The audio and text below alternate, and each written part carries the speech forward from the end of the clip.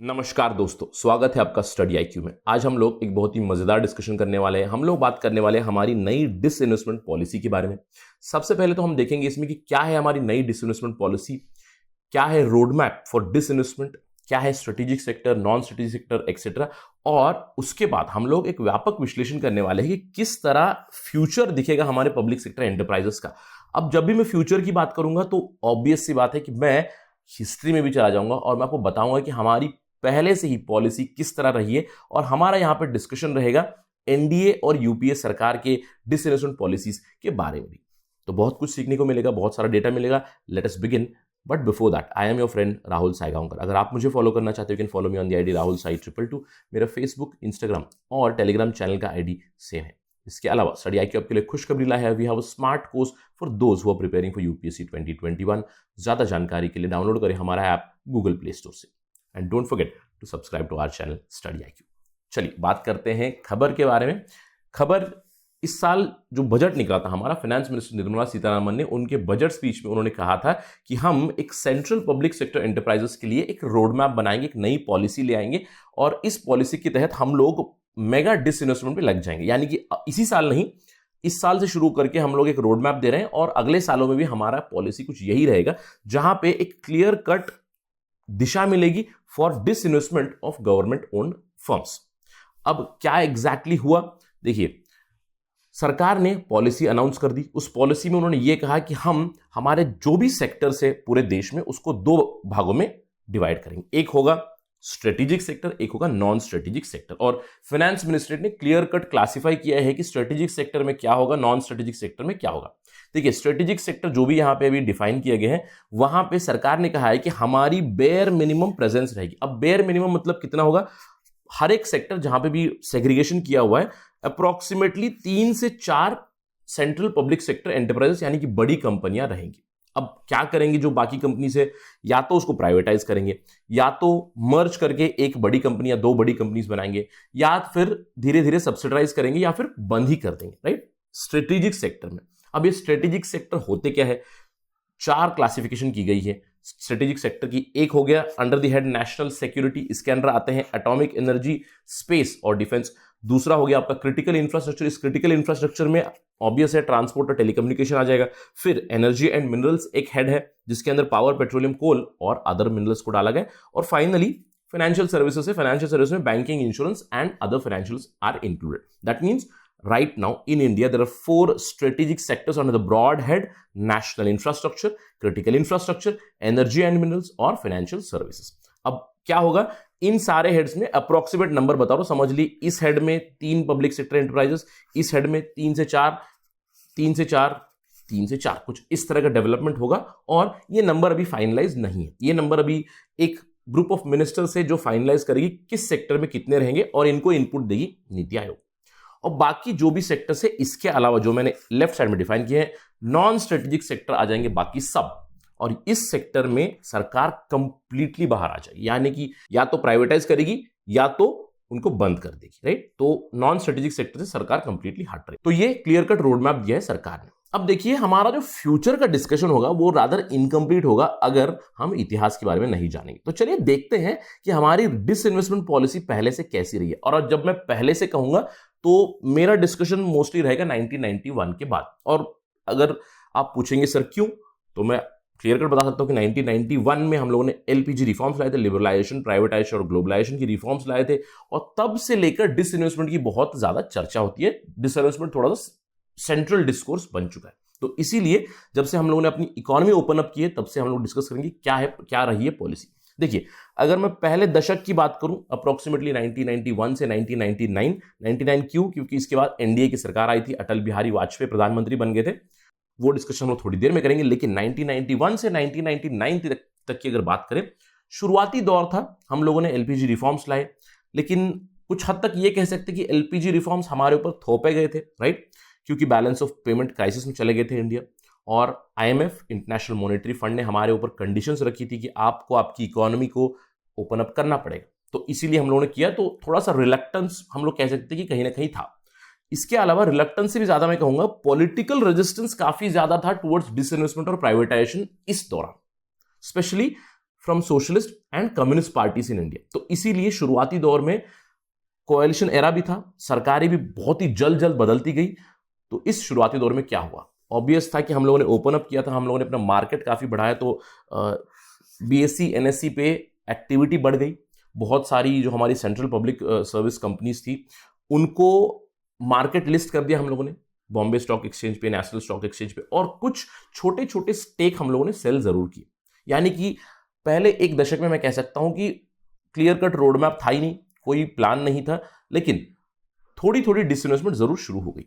लेकिन इंडिया में अगर मेजर डिसइन्वेस्टमेंट शुरू हुई तो वो हुई एनडीए के कार्यकाल के दौरान। अटल बिहारी वाजपेयी जब प्राइम मिनिस्टर थे, वहां पे उन्होंने, मैं कह सकता हूं कि प्राइवेटाइजेशन डील्स शुरू कर दी इंडिया में। In fact during the Atal Bihari Vajpayee tenure एक सेपरेट मिनिस्ट्री बनाई गई थी फॉर डिसइन्वेस्टमेंट इटसेल्फ, और इस डिसइन्वेस्टमेंट मिनिस्ट्री को दो अरुण ने लीड किया था। दो अरुण क्यों, एक थे अरुण जेटली, फिर उसके बाद अरुण शौरी भी थे, तो इन लोगों ने लीड किया था इसको। तो डिसइन्वेस्टमेंट के ऊपर थोड़ा सा ट्रैक्शन आ गया और शुरू हो गई। इनफैक्ट इस टाइम के दौरान काफी ज्यादा डिसइन्वेस्टमेंट भी हुई। इनफैक्ट 1 डजन से भी ज्यादा कंपनीज की मेजॉरिटी स्टेक्स बेचे गए। उसके बहुत सारे उदाहरण जैसे कि modern foods, Balco, Hindustan zinc, BSNL, बहुत सारे होटल्स को बेच दिया, और धीरे धीरे डिसइन्वेस्टमेंट की गाड़ी शुरू हो गई, राइट। अब 2004 में फिर से सरकार बदल गई, उसके बाद आ गई यूपीए की सरकार। 10 साल के लिए यूपीए की सरकार थी अंडर डॉक्टर मनमोहन सिंह। और यूपीए की सरकार इन जनरल हम लोग कह सकते हैं, यूपीए और Congress led governments, they have not been very pro privatisation. But हमें यह अंडरस्टैंड करना पड़ेगा कि 1991 के बाद हम लोगों ने एलपीजी रिफॉर्म्स तो लाए, तो उसके बाद यह अनिवार्य था कि हमें धीरे धीरे डिसइन्वेस्टमेंट करना है, हमें धीरे धीरे प्राइवेट सेक्टर को ले आना है, क्योंकि ये क्वाइट अंडरस्टैंडेबल है कि सरकार हर जगह नहीं रह सकती है। जहां सरकार की जरूरत नहीं है वहां से उसको हटना ही चाहिए। यही कहता है प्रिंसिपल ऑफ सब्सिडियरिटी भी, यानी कि जिस लेवल पे जिसको जो करना है वो करना चाहिए। सरकार can not be involve at everywhere, correct. तो इसीलिए धीरे धीरे डिसइन्वेस्टमेंट तो होना ही था। लेकिन यूपीए के 10 साल में डिसइन्वेस्टमेंट मैं कह सकता हूं कि थोड़ा सा स्लो हो गया, थोड़ा सा नहीं, बहुत ज्यादा हद तक स्लो हो गया। If you want to understand, देखिए अगर मैं अटल बिहारी वाजपेयी सरकार की बात करूं तो एकदम पीक पे चले गए कुछ इस तरह से, और यहां पे तो मैं कह सकता हूं कि फ्लैट लाइन थी, धीरे धीरे चढ़ा था। लेकिन यूपीए के दौरान स्लो एंड स्टेडी इंक्रीज जरूर थी। इन्होंने क्या पॉलिसी फॉलो की, इन्होंने पॉलिसी फॉलो की जो 1990 में चलती थी। 1990 में क्या चलती थी कि माइनॉरिटी स्टेक्स बेचनी है, धीरे धीरे डिसइन्वेस्टमेंट करना है। कोई क्लियर कट डिसइन्वेस्टमेंट की ओर पुश नहीं था, रोड मैप भी नहीं था, राइट। अब इसके बाद 2014 में आई नरेंद्र मोदी की सरकार, काफी ज्यादा यूफोरिया था। इनफैक्ट सरकार ने ऑलरेडी बता दिया था कि हम लोग डिसइन्वेस्टमेंट करेंगे, तो इट वाज क्वाइट एक्सपेक्टेड। और सरकार का इंटेंट भी काफी क्लियर था कि हम लोग प्राइवेट सेक्टर को ज्यादा से ज्यादा रोल देंगे हमारी इकोनॉमी में। लेकिन नरेंद्र मोदी सरकार के पहले कार्यकाल में, यानी कि 2014 से 2019 तक, मैं कह सकता हूं कि एक क्लियर कट रोड मैप जरूर मिसिंग था। ऑल्दो बहुत सारी एक्टिविटी हुई, बहुत सारी कोशिश हुई, बहुत सारा डिसइन्वेस्टमेंट भी हुआ, मैं आपको बताऊंगा कितना हुआ। लेकिन इस समय के दौरान काफी कम एक्टिविटी हुई। इनफैक्ट एक चीज के ऊपर बहुत ज्यादा बात हो रही थी, एयर इंडिया को बेचने की बातें हो रही थी, जहां पे 76% यानी कि मेजॉरिटी स्टेक जो नेशनल कैरियर है एयर इंडिया, उसको बेचने की बातें हुई। लेकिन इस प्लान को भी लेटर अबॉर्ट करना पड़ा क्योंकि कोई खरीदार नहीं मिला, ठीक है। इसके अलावा अगर मैं इन 5 सालों की बात करूं तो गवर्नमेंट ने काफी ज्यादा डिसइन्वेस्टमेंट किया इन 5 सालों में, compare to the last I would say 15 years, right. Almost 2 lakh crore का डिसइन्वेस्टमेंट हुआ, और इस 2 लाख करोड़ में बहुत ज्यादा मैं कह सकता हूं कि प्रॉफिटेबल पब्लिक सेक्टर के स्टेक्स भी बेचे गए, और बहुत सारे पब्लिक सेक्टर एंटरप्राइजेस को मर्ज भी किया गया। तो कुछ हद तक थी पॉलिसी जो ट्रैक्शन, जिसने जरूर ट्रैक्शन लिया था, क्योंकि यूपीए सरकार के दौरान मैं कह सकता हूं एक स्नेल पेस पे डिसइन्वेस्टमेंट चल रही थी, और मोदी सरकार 1 में 2014 से लेकर 2019 तक थोड़ा सा पुश जरूर मिला। तो चलिए इन सब चीजों को जो मैंने इतिहास बताया, इस चीज को देखते हैं नंबर्स के थ्रू, राइट। आप देखिए कि डिसइन्वेस्टमेंट पॉलिसी अगर हम लोग देखेंगे, टोटल रिसीट जो हमारी रही है डिसइन्वेस्टमेंट की 1991 से 2020-2021 तक, तो आप देख सकते हो कि पहले 10 सालों में बहुत ही कम डिसइन्वेस्टमेंट हुई। मैंने बताया आपको पॉलिटिकल रेजिस्टेंस थी, एक clear cut road map lacking था। उसके बाद आया समय अटल बिहारी वाजपेयी का, जहां पे you can see some peaks, यानी कि डिसइन्वेस्टमेंट के ऊपर थोड़ा सा ट्रैक्शन जरूर आया। और यहां पे आप देख सकते हो यूपीए 1 का टेन्योर, यूपीए 1 के टेन्योर में तो it was completely snail's pace, लेकिन धीरे धीरे यूपीए 2 के रेजिम में हम लोग कह सकते हैं कि थोड़ा हद तक उन्होंने डिसइन्वेस्टमेंट के ऊपर फोकस जरूर किया। मैंने आपको बताया कि 1990s की ही पॉलिसी फॉलो की थी उन्होंने। मेजॉरिटी कोई स्टेक बेचे नहीं, माइनॉरिटी स्टेक्स बहुत सारे बिके थे यूपीए 2 रेजिम में भी। लेकिन एक पीक जरूर आया, मैं कह सकता हूं कि 2016-17, 17-18 और 18-19 में आप देख सकते हो कि डिसइन्वेस्टमेंट के ऊपर थोड़ा सा ट्रैक्शन जरूर आ गया। दिस वाज मोदी 1 रेजिम, जहां पे मैंने आपको बताया कि almost 2 lakh crore, to be precise 1,94,000 crore का डिसइन्वेस्टमेंट किया था, और यहां पे ट्रैक्शन जरूर आया था। लेकिन फिर कोविड-19 की प्रॉब्लम्स के कारण हम लोग कह सकते हैं कि थोड़ा सा इकोनॉमिक के ऊपर ही एक दुष्परिणाम हुआ है, और डिसइन्वेस्टमेंट पॉलिसी भी कुछ हद तक जरूर इंपैक्ट हुई है।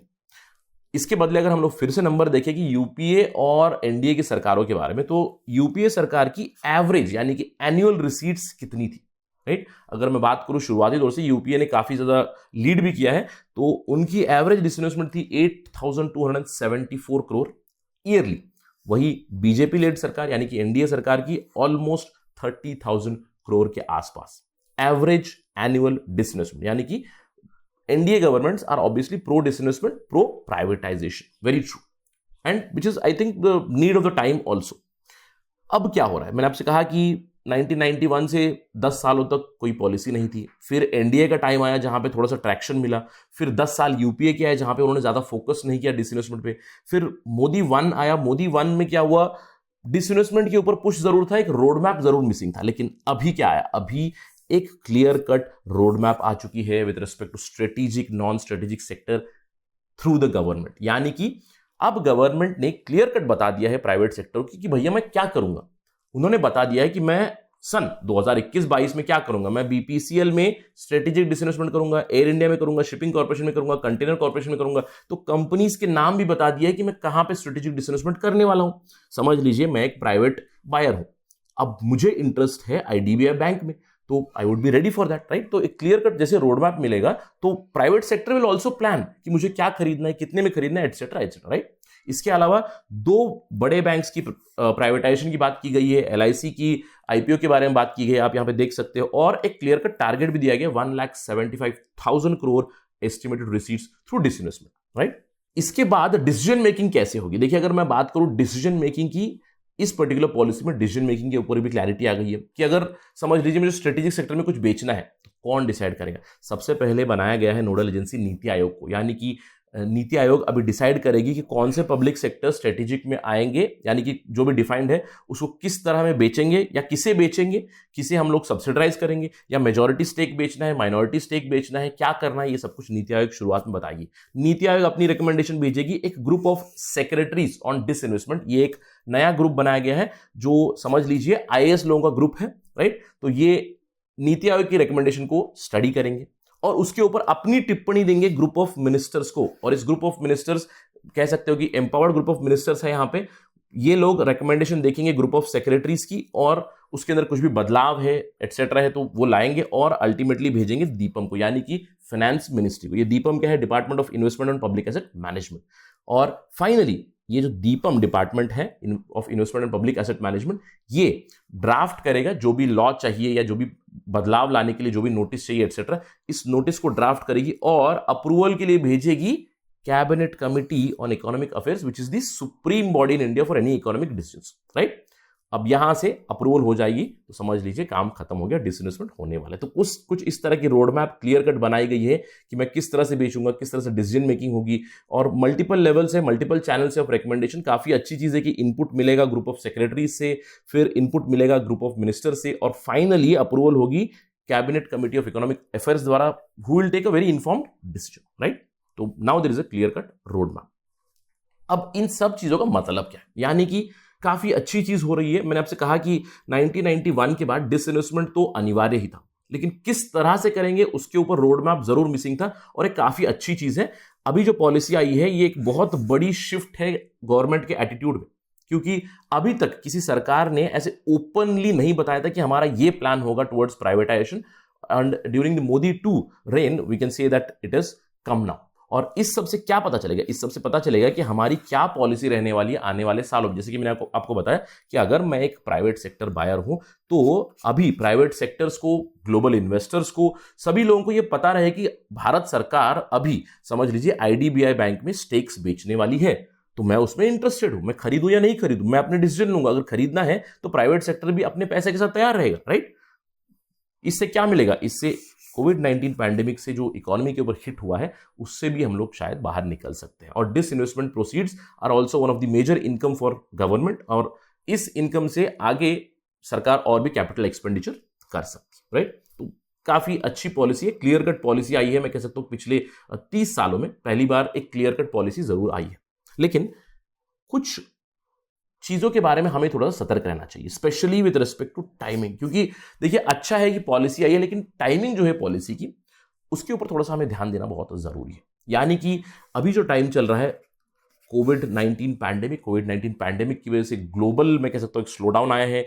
इंडिया में भी स्लो डाउन आया ही है जरूर, राइट? महंगाई बढ़ी हुई है, एटसेट्रा। तो इन सब चीजों से क्या होगा कि अगर मैं सरकार कुछ चीजें बेचना चाहती है, फॉर एग्जाम्पल मैंने आईडीबीआई बैंक का एग्जाम्पल दिया, समझ लिया आईडीबीआई बैंक को बेचना है, और कोविड-19 के टाइम में अगर मैं वैल्यूएशन करूंगा तो उसकी वैल्यूएशन कम रहेगी, क्योंकि देखिए शेयर मार्केट में उसका शेयर गिरा हुआ है, प्राइस गिरा हुआ है। तो इनसे अगर वैल्यूएशन वगैरह सब करेंगे तो क्या उन्हें एक अच्छी वैल्यू मिलेगी या नहीं मिलेगी?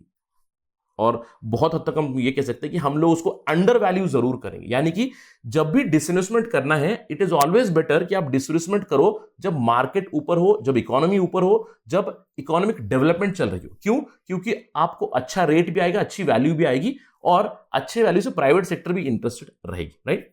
लेकिन अगर समझ लीजिए कोविड-19 पैंडेमिक की वजह से अंडर वैल्यू भी कर दिया, क्योंकि अभी हमें जरूरत है तो हम लोगों ने बेच भी दिया, तो लो वैल्यू पे, तो उसके बाद क्या होगा? जब अगली सरकार आएगी या फिर जब इन्वेस्टिगेशन चलेगी, जब controller and auditor general investigate करेंगे, समझ लीजिए सीबीआई इन्वेस्टिगेट करेगी, एटसेट्रा एटसेट्रा, कि क्यों इतने कम वैल्यू पे आपने बेचा, तो इसका फिर उत्तर देना पड़ेगा दी सेक्रेटरीज, यानी कि दी गवर्नमेंट एग्जीक्यूटिव्स, आईएएस और अदर डिसीजन मेकर्स, राइट? तो इससे शायद उनके अंदर भी एक रिलेक्टेंस आ सकता है कि मैं इसको अप्रूव करूं, यार ये बहुत कम वैल्यू हो जाएगी, मैं इसको अप्रूव करूंगा तो मैं आगे जाके खतरे में आ सकता हूं। कुछ इस तरह का उनका एटीट्यूड हो सकता है। अब इसके अलावा सबसे बड़ी प्रॉब्लम होगी कि प्राइवेट सेक्टर को तो फायदा होने वाला है। क्यों? क्योंकि प्राइवेट सेक्टर को पता है कि कोविड-19 में अगर अंडर वैल्यू हो जाएगी तो मुझे फायदा है। अगर मैं आईडीबीआई बैंक खरीदने वाला हूं, मुझे समझ लीजिए 2015 में वो 100 रुपए में मिल रही थी और आज मुझे वो 70 रुपए में मिल रही है, तो मैं ऑब्वियसली खरीदूंगा। लेकिन इससे क्या होगा? इससे क्या इकोनॉमिक रिकवरी होगी, इसके ऊपर एक सवाल उठ जाता है। यानी कि अगर मैं प्राइवेट सेक्टर बायर हूं तो I would be interested to buy more. यानी कि अगर मुझे 70 रुपए में कोई चीज मिल रही है तो मैं खरीदूंगा, मैं उसके अंदर इन्वेस्टमेंट क्यों करूंगा? तो इससे इकोनॉमिक रिकवरी नहीं होगी। इससे रादर क्या होगा कि प्राइवेट सेक्टर कैपेसिटी बिल्डिंग में पैसा नहीं डालेंगे, instead they will go for buying the cheaper public sector enterprises.